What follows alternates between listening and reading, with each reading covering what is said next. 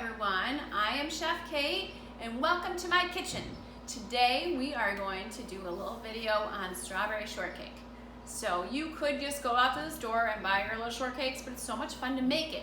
So I make a traditional genoise, which is a French layer cake. So it's nice and airy. There's no leaveners in there, so eggs are going to give it our lift. So there's a couple little steps here. I have a pan of water that is simmering.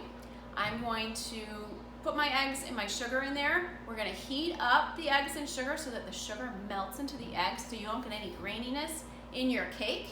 And now we're going to whip the egg whites. So I have my pot of water simmering. I have a sheet pan lined with parchment paper and just sprayed with a little bit of spray so it releases. So if you want to screw up this cake recipe, don't line your pan with your parchment paper. That is one of the keys to doing a beautiful genoise.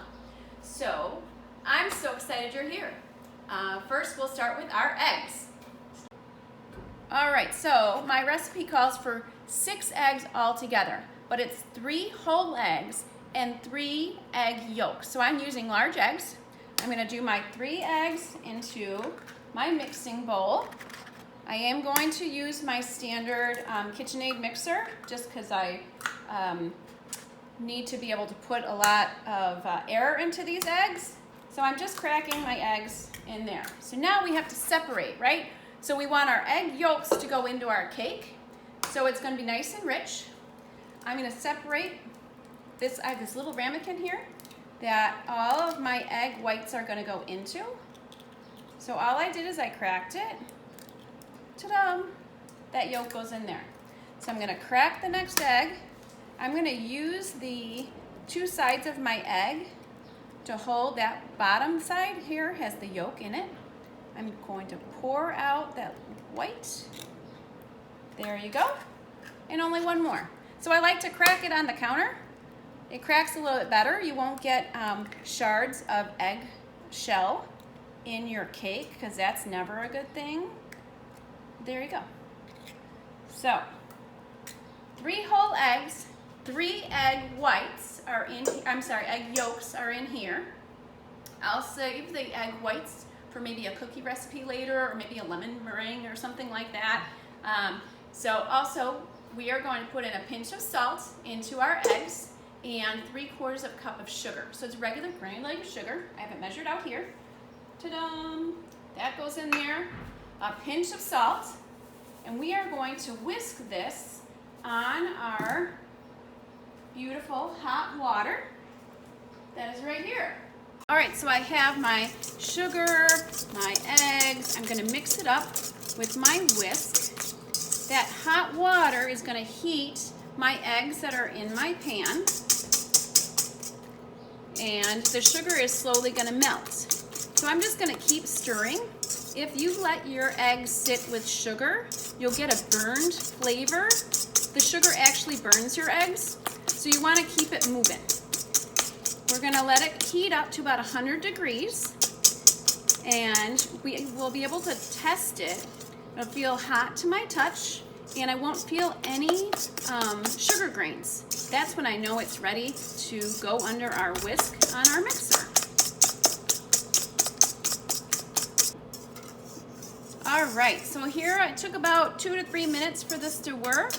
So I can put my little finger in there. It's warm to the touch, but I'm not burning myself. It's about 100 degrees. Most importantly, it's nice and smooth. There's no grains of sugar between my fingers. So now it is ready to go over to my mixer. All right, so here I have my mixer ready to go. I'm gonna use my whisk attachment. I'm gonna lock it in place.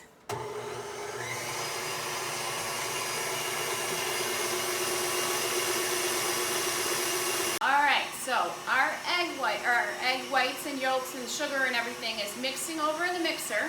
It's going to take a few minutes. We want it to triple in size, and it's going to cool down. So you can feel the outside of the bowl when it's nice and cool to the touch. Your eggs are ready to go. So what are we going to do while that's going on? Our next step is our cake flour that I'm going to use. So I'm going to use 1/2 cup of cake flour.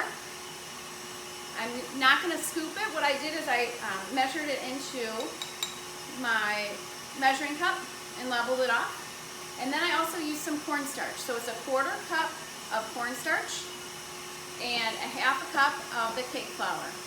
So we're basically going to use our wonderful little strainer. We're going to do it in thirds. So when our eggs are ready to go, we're going to put our flour and cornstarch mixture over. We're going to, how do you say, like just lightly fluff it over and stir it in, and we're going to have a beautiful cake at the end. So it just takes a little bit of patience as we fold in our flour mixture. Okay, so here we have our eggs. Beautiful. Look at how much light and airy they are, right? So I'm going to show you this beautiful egg. See how it just goes back and forth, almost like a ribbon, and it just falls off? That's what you're looking for. So it took maybe 4 or 5 minutes to get it this way. So now we're ready to add our beautiful flour, our cake flour and cornstarch, and get our cake in the oven. All right, so I have our cornstarch and flour. I'm going to sift it in thirds, my little sifter. You could use a flour sifter, whatever you have, but I want to make sure there's nice and air. There's no big lumps in my flour. So I'm going to put it in there. I have a spatula that I am going to fold the flour in. So we worked really hard to get all that air in our beautiful eggs. We don't want to just stir it up and push all that air out. We're going to fold it in. Once most of it is folded in, we're going to add another third of our flour. And you'll see the eggs will just start to absorb it. You want to make sure you're getting the bottom of the dish, so I can see that some flour was down there. All right, now I'm ready. And again, I'm going to do this 3 times till I use up all of my flour. All right, so here we have our, all of our flour has been incorporated into our beautiful batter. I have my pan, and all I'm going to do is spread this out. Don't worry if there's little pockets of flour, it's going to be absorbed. So I'm going to put it all in my pan, and I'm just going to smooth it out. Remember, I have my oven preheated to 400 degrees. This cake, because it's not very thick, it's only going to take maybe 10 minutes to cook. So it's a high temperature. It's going to keep those the texture of the eggs and keep them nice and high. So we're just splatting it out. Does not have to be perfect because we're going to cut it up into pieces. If I was making a birthday cake, I could bake this, cut it in half, put some filling in, and be ready to go. All right, so there we go. We're gonna pop it in the oven, and in 10 minutes it's gonna come out beautifully golden. Okay, so our cake is done. It smells delicious in the kitchen. So it's beautiful golden brown on top. We're gonna let it cool, and then we can cut it up.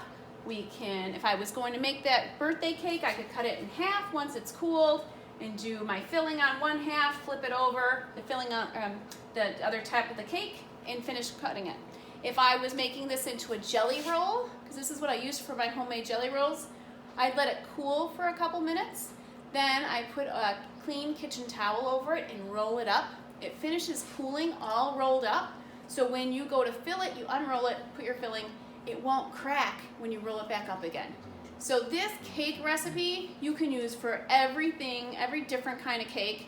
It's my regular recipe I use for my bûche de Noël at Christmas time. So once you perfect this, you can use it all the time. So first we have to make our whipped cream. All right, so here we have our heavy whipping cream. I have 3/4 of a cup. I'm gonna put it in here. I have my whisk attachment for my mixer. I'm going to put in 2 tablespoons of sugar. While this is whisking, we're going to incorporate a ton of air, and that's how you get homemade whipped cream. That's all it takes, heavy whipping cream and a little bit of sugar.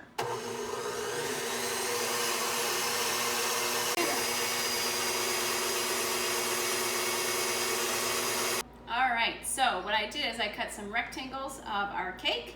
I have some strawberries that I cut up with a little bit of sugar. They've been sitting for about a half hour or so the sugar drew out their juices.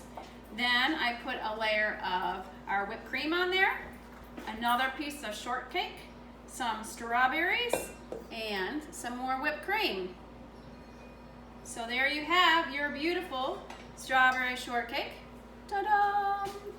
All made in a little bit of time in your kitchen from scratch.